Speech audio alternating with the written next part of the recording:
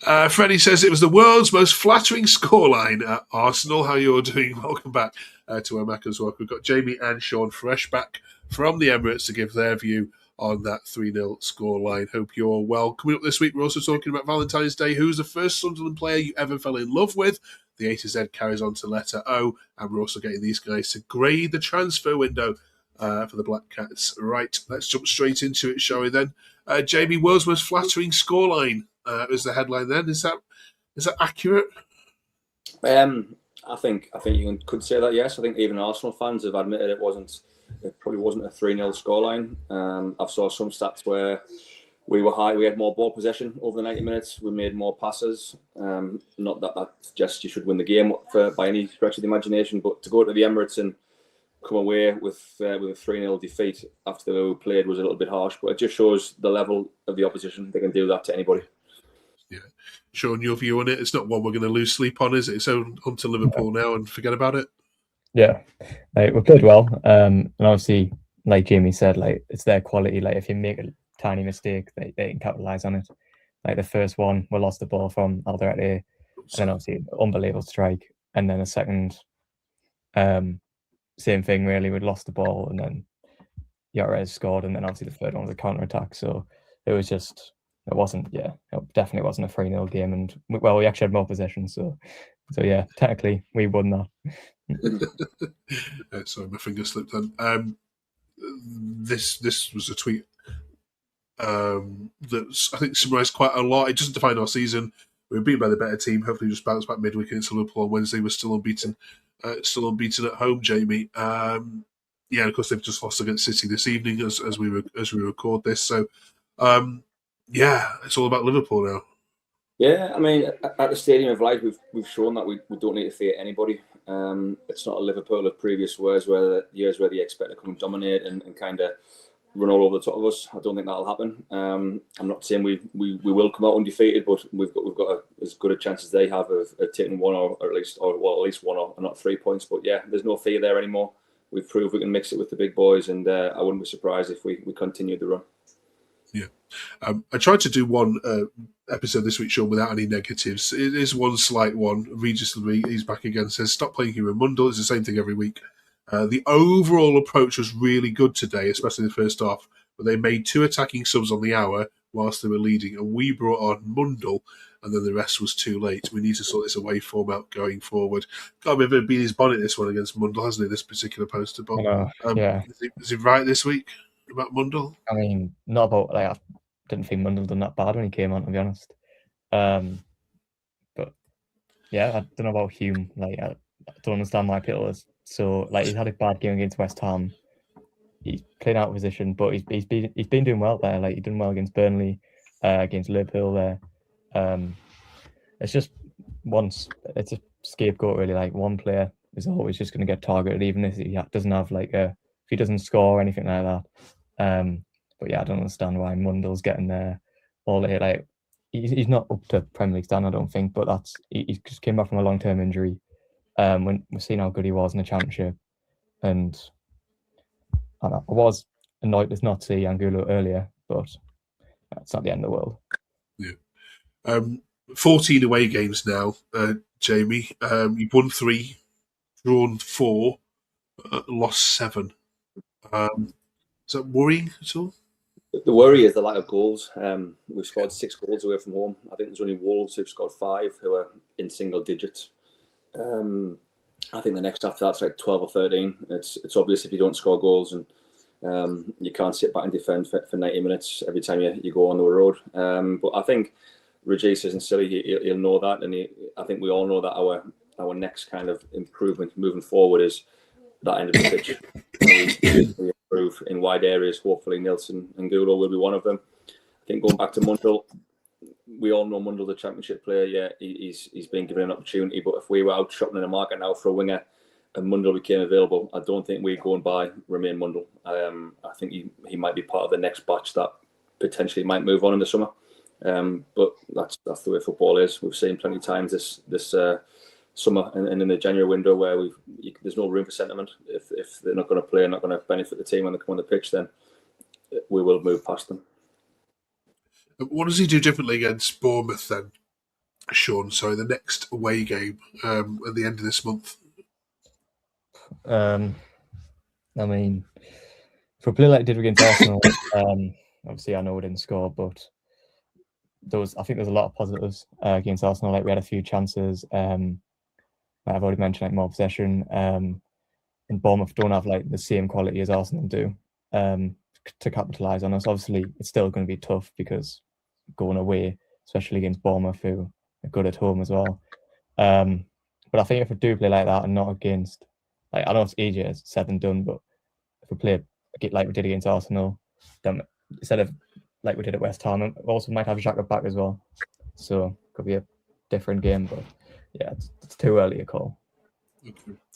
Just want to say a massive thank you to everyone who has been commenting on the videos. We're growing a nice little community here. We know there's massive Sunderland podcasts that go on for an hour and a half, but this is just 20 minutes every single week, which hopefully you can just quickly digest on your way to work, or you're making the kids' lunches on a Tuesday morning.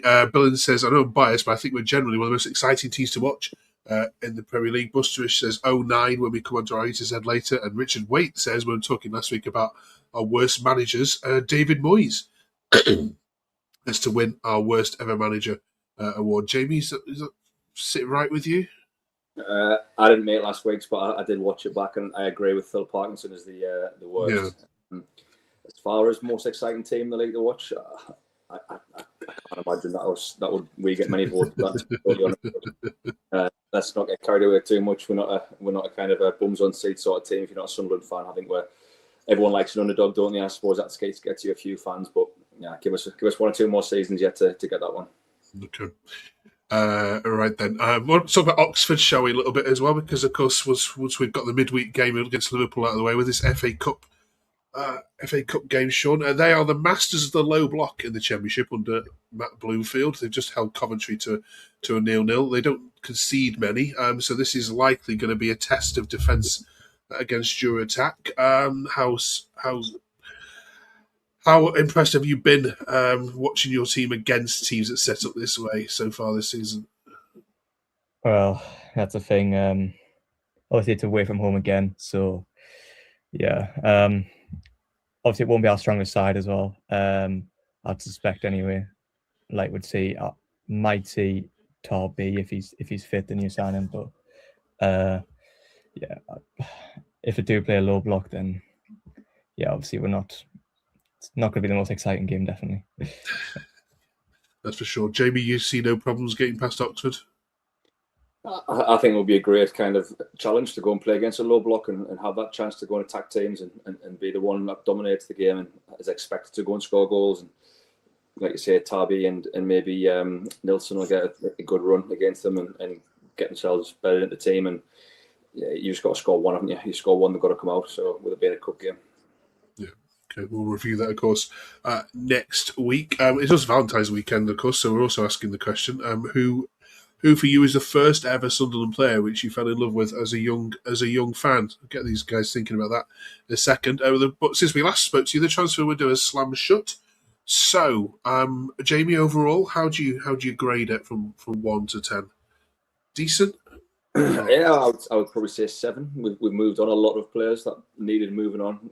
Had a lot of bodies in the squad, and I think that was becoming a big thing. We're stockpiling players, and we've still got another batch to probably get through. But there was a lot of bodies moved out that probably needed to go to make space for the next ones coming in. It's not always easy to move on players, so they've done well. And like you say, the excitement around the new winger coming in, he's got good pedigree apparently. So let's see what he can do. Apparently, a goalkeeper in the same mould as Robin Roos has come from I think he's Swedish. So that might suggest that Robin Roos is away in the summer, but we don't know yet. But yeah, I think overall it was a positive window for outgoings and a slight positive on the incoming with the winger. Yeah, and we didn't get your view on this last week. I know you've spoken about it before, but Patterson joined Millwall on loan. Is that a mistake from the club or not? Is that good for Patterson's? I think again, he's done really well for the club. He's a local lad. I mean, his performance at Wembley alone. I know people are going about Tommy Watson, but he made 2 saves, which were top draw saves in the first minute, and I think just before we scored in the second half to keep us in the game and get us into the Premier League. So let's not forget about that. But let him go and play games. He's not going to dispossess Roof of number one. And if they've signed another kid to come in who's along the same lines as Robin Roofs, then Anthony Patterson's time at Sunderland is probably coming to an end. But he's done really well. Yeah, good. Sean, how would you grade it? Probably just similar, because we kind of knew that there wasn't going to be loads of incomings because we weren't really in the position to, obviously, if like outgoings affected it. But yeah, like Jamie said, it was good to see. What was annoying to see some of the players from last season leave, but obviously that's the way it goes, and they need to play football for their careers. But yeah, I thought everything was spot on with the window. When Adingra went, obviously we knew that there would be a winger coming in to replace him. So yeah, hopefully Angulo beds in well and has more of an impact than Adingra did. But yeah. Did Patterson play for Millwall at the weekend? No, he's on the bench. At the bench. Mm. Yeah, we play Millwall next season, of course, as well. They're absolutely flying. Right. Please beat Liverpool on Wednesday. God, the most insufferable set of fans in the whole of the country. We can't have them being the only ones that have ended this run. We'll try our best. Yeah, that's without any blue tinted glasses on either. Right. Come on. Who's the player that you fell in love with then as a young lad, Jamie? Do you have any posters on your wall as a 6 or 7 year old? Yeah, I think my memory goes straight back to Don Goodman, striker. He was just a kind of a big. Well, he wasn't a big bull. He was a powerful kind of athletic striker. He could leap like a salmon. And just like the old Roker Park days, he was just always good to watch. He was exciting, quick, put himself about, and for some reason he always springs to mind when I look back as to when I first started. Brilliant. Yeah. Do you like his commentary? Do you know what? He's very anti-Sunderland, I think, sometimes. He is, yeah. What have we done to upset you? Because you were well thought of at Sunderland. He did really well. But yeah, I think when I listened to him last season when he was in the Championship, it feels like there's something underlying there. I'm not quite sure what. Yeah, no, I picked that up as well. Good. Sean, who about for you? Obviously mine's going to be a lot different, but probably say for like actually entertainment, like Aidan McGeady was the first player, like probably not the first, like, because like I remember like where he Casbury and stuff like that. I remember his scoring the corner and the goal outside the box against Chelsea. But for like actually like remembering properly Aidan McGeady, I would say in League One, just an absolute joke. And then after that, like I'm at or Lyndon Gooch. Brilliant. That brings us to the final part of the show, which is our A to Z of Sunderland. We're up to letter O this week. Now, they could have had overhead kicks. We mentioned this last week. Or any player beginning with O they can recall. 09 has already been suggested, as you can see in the comments. Are we happy with that? Or have we got anything else? I couldn't think of anything else. I can't think past 09.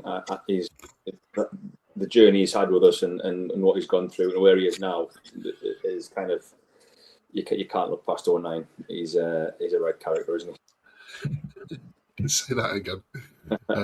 Okay, yeah. Luke 09 heads into the Sunderland A to Z. Nice and easy this week. On P next week then. And of course we'll review that Liverpool game and the Oxford game with all the lads back here on Where Mackems Walk. Thank you so much for your company. If you haven't yet subscribed, it means the world to us. Drop us a quick subscribe, quick like as well.